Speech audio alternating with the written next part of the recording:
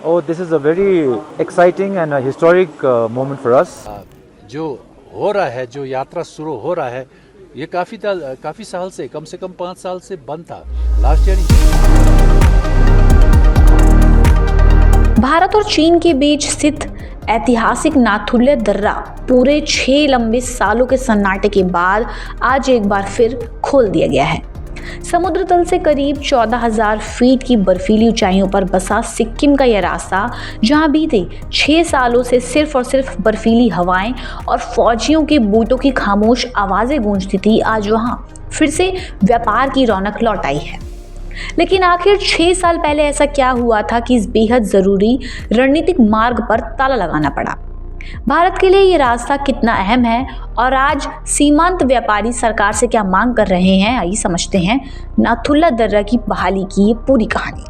नमस्कार, आप देख रहे हैं डायनामाइट न्यूज। सिक्किम के पूर्वी हिस्से में स्थित नाथुला दर्रा कोई साधारण पहाड़ी रास्ता नहीं, बल्कि सदियों पुराने उस प्रसिद्ध ग्रेट सिल्क रूट का एक बेहद जीवंत हिस्सा है, जहां से कभी रेशम, मसाले, चाय और महान संस्कृतियों का आदान प्रदान भारत और तिब्बत के बीच हुआ करता था। ये मार्ग भारत और चीन के बीच जमीनी द्विपक्षीय व्यापार का सबसे मजबूत और सीधा स्तंभ माना जाता है।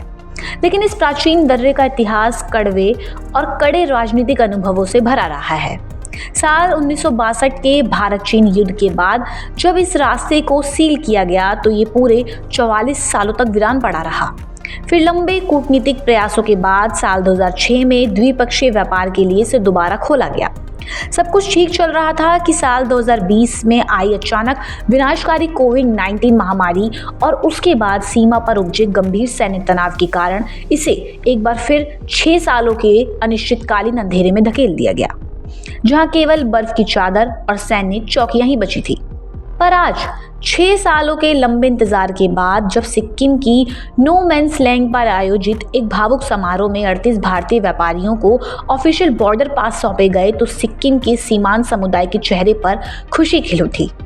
भारत और खासकर सिक्किम के लोगों के लिए ये रास्ता केवल सामान भेजने का जरिया नहीं, बल्कि उनकी आजीविका की असली धड़कन भी है, क्योंकि कोलकाता या समुद्र के बेहद लंबे, जटिल और खर्चीले रास्तों के मुकाबले नाथुला के जरिए तिब्बत से सीधा व्यापार करना बेहद किफायती, सुगम और तेज साबित होता है। हालांकि वर्तमान में रोजाना 2 लाख रुपए तक के कारोबारी की सीमा तय की गई है, लेकिन स्थानीय व्यापारियों का दिल अब नई उम्मीदों से भर उठा है।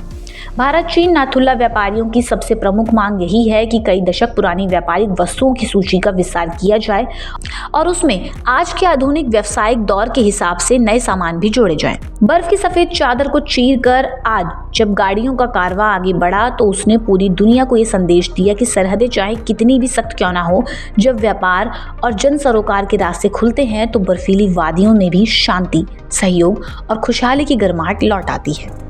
आपकी इस पूरी खबर पर क्या राय है, हमें कमेंट करके जरूर बताएं और ऐसी ही खबरों के लिए देखते रहें डायनामाइट न्यूज़।